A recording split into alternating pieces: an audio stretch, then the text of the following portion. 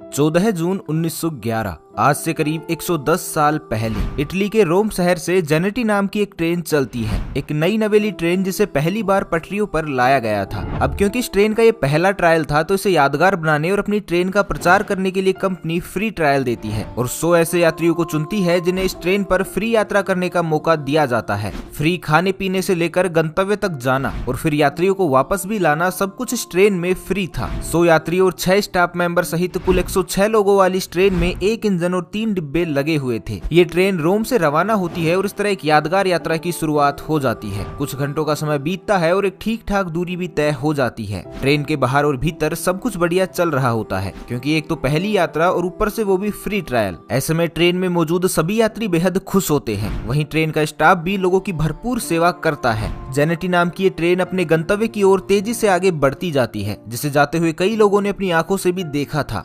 यहाँ तक तो सब कुछ ठीक था, लेकिन इसके तुरंत बाद वो हो जाता है जिसे सुनकर आप सब हैरान रह जाएंगे। जेनेटी के रास्ते में अचानक एक सुरंग आती है जिसका नाम था लोम्बार्डी टनल। वो सुरंग जिसकी लंबाई 1 किलोमीटर थी। अब यहाँ होता ये है कि ये ट्रेन इस सुरंग के अंदर तो जाती है, लेकिन दूसरे छोर से ये कभी बाहर निकलती ही नहीं है। इसके अंदर जाते ही एक 3 डिब्बों वाली ट्रेन हमेशा के लिए गायब हो जाती है, जो ना तो तब ढूंढने पर मिलती है और ना ही इसका पता आज 110 सालों के बाद भी लग पाया है। जी हाँ दोस्तों, जिस तरह आपको हैरानी हुई है ठीक उसी तरह उन लोगों को भी हुई थी जो इस ट्रेन का बेसब्री से इंतजार कर रहे थे। वो लोग जिन्होंने इस ट्रेन को सुरंग तक जाते हुए देखा था, वो लोग जिन्होंने इस ट्रेन को हरी झंडी दिखाकर आगे पास किया था। जब कई घंटों तक उन्हें इस ट्रेन के बारे में कुछ भी पता नहीं चला तो हर तरफ एक हड़कंप मच गया और ये बात समूचे इटली में आग की तरह फैल गई कि 106 लोगों वाली एक ट्रेन लोम्बार्डी नाम की एक सुरंग में गायब हो गई है। इस घटना के तुरंत बाद इसकी जांच शुरू कर दी गई क्योंकि 1 किलोमीटर की सुरंग को पार करने में अब ट्रेन को 1 दिन से ऊपर का समय बीत चुका था, जिसका केवल एक ही मतलब था कि जेनेटी किसी हादसे का शिकार हो चुकी है और उसके साथ असल में क्या हुआ है ये जानना अब बेहद जरूरी था। सभी का शक रहस्यमयी सुरंग पर ही था, तो सुरंग के चप्पे चप्पे को छाना गया। लोगों को शक था कि कहीं सुरंग में कोई गहरी खाई या खुफिया रास्ता तो नहीं है जहां ट्रेन रास्ता भटक कर चली गई हो और दुर्घटनाग्रस्त हो गई हो। लेकिन आपको जानकर आश्चर्य होगा कि ना तो उस सुरंग में ऐसा कोई खुफिया रास्ता मिलता है और ना ही ट्रेन का कुछ पता चलता है। धीरे धीरे समय यूं ही निकलता जाता है और जब जांच का कोई नतीजा नहीं निकलता और ट्रेन का कोई भी सुराग नहीं मिलता तो ये बात मीडिया में पहुंच जाती है, जिसमें इटली की अच्छी खासी बदनामी होती है क्योंकि उसके 106 नागरिक रहस्यमयी रूप से गायब हो गए थे, जिनका पता लगाने में इटली अब तक नाकाम था। हालांकि मीडिया की इस बदनामी ने इटली को एक उम्मीद की किरण तब दी जब मैक्सिको के रहने वाले 2 व्यक्ति अचानक से सामने आते हैं और ये दावा करते हैं कि वो लोग इस यात्रा का हिस्सा थे, लेकिन टनल से पहले ही वो लोग ट्रेन से कूद गए थे।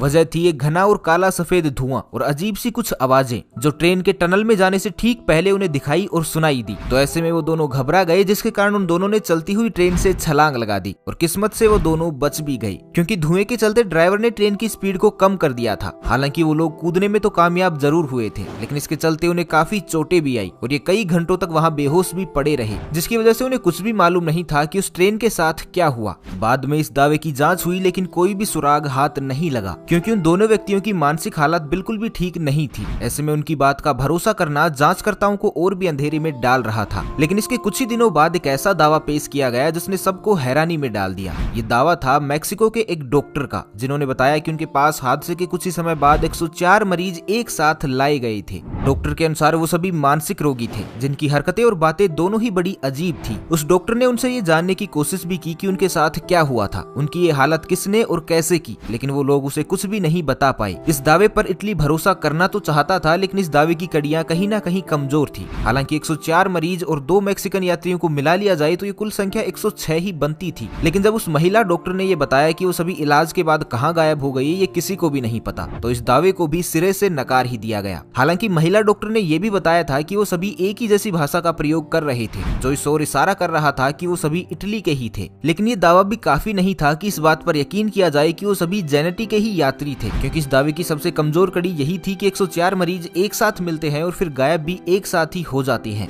समय के साथ लोग इस हादसे को भूलने लगे, जिसके चलते जांचकर्ताओं ने भी सबूतों के अभाव में जांच को कहीं ना कहीं रोक दिया था और तब से लेकर आज तक ये ट्रेन हादसा एक रहस्य बनकर ही रह गया। लेकिन यहाँ जांच भले ही रोक दी गई थी, लेकिन समय समय पर इसके बारे में दावों का सिलसिला कभी नहीं रुका। ऐसा ही एक सबसे बड़ा दावा तब किया गया जब ये पता चला कि इस ट्रेन को हूबहू अलग अलग समय पर अलग अलग जगहों पर देखा गया है। कभी ये ट्रेन रोमानिया में देखी गई तो कभी रसिया में। इसे जर्मनी, मैक्सिको और यहाँ तक कि भारत में देखे जाने का दावा भी किया गया है और ये भी बताया गया है कि इन सभी जगहों पर जेनेटी का वही मॉडल और हूबहू 3 डब्बों वाली वही ट्रेन देखी गई है जो लोम्बार्डिया में गायब हुई थी। ऐसी ही एक आप बीती है यूक्रेन के जावालिची स्टेशन की, जहां पर जेनेटी जैसी एक 3 डिब्बों वाली ट्रेन पहुंचती है। रात का समय था और स्टेशन भी बेहद छोटा था, जहां केवल उस समय एक ही व्यक्ति मौजूद था और वो था स्टेशन का मास्टर, जिसके द्वारा बताया गया कि उन्होंने इस ट्रेन को अपनी आंखों से देखा है, जो बिना पटरी और बिना किसी टाइम टेबल के स्टेशन पर आती है और फिर स्टेशन को पार भी कर जाती है। पहले तो उन्हें लगा कि उन्हें कोई धोखा हुआ है, लेकिन जब वो गौर से देखते हैं तो वो सचमुच की एक ट्रेन ही थी जो हूबहू जेनेटी जैसी ही दिखती थी। लेकिन फिर बाद में ये ट्रेन आगे बढ़ते बढ़ते पहाड़ों में कहीं खो जाती है। ये देख स्टेशन मास्टर बेहद घबरा सा जाता है और इसकी जानकारी स्थानीय अधिकारियों को देता है। लेकिन जब इसकी जांच होती है तो पता ये चलता है कि वो जगह जो स्टेशन मास्टर ने बताई थी वहाँ एक इटालियन कब्रिस्तान था, जहाँ करीब 2000 से ज्यादा सैनिक दफन थे। हालांकि इस रहस्य के पीछे का रहस्य तो कभी नहीं खुल पाया, लेकिन इस व्यक्ति ने ट्रेन का जो हुलिया बताया उसने सबको हैरान जरूर कर दिया, क्योंकि उसने जो ट्रेन का हुलिया बताया था वो हूबहू जेनेटी से मिलता था, जिसके बारे में उस स्टेशन मास्टर ने कभी भी और कुछ भी नहीं सुना था। इसी तरह का एक दावा मेक्सिको से भी किया गया कि जब मेक्सिको में इस ट्रेन को देखा गया तब समय था साल 1840, मतलब जेनेटी ट्रेन के स्वरूप में आने से भी करीब 71 साल पहले ही ये ट्रेन मेक्सिको में देखी जा चुकी थी, जबकि इसका असल रूप 1911 में तैयार किया गया। ये बात इसलिए भी रहस्यमयी है क्योंकि 1845 के बाद इसे पहली बार 1911 में ही देखा गया था, जब ये सचमुच जेनेटी के रूप में आई और आते ही गायब भी हो गई, जिसका लिखित इतिहास आज भी इटली में दर्ज है। तो अब सवाल ये उठता है कि आखिर एक ट्रेन जो अलग अलग समय में अलग अलग जगह पर देखी तो गई, लेकिन सभी जगह से रहस्यमयी रूप से गायब भी हो गई,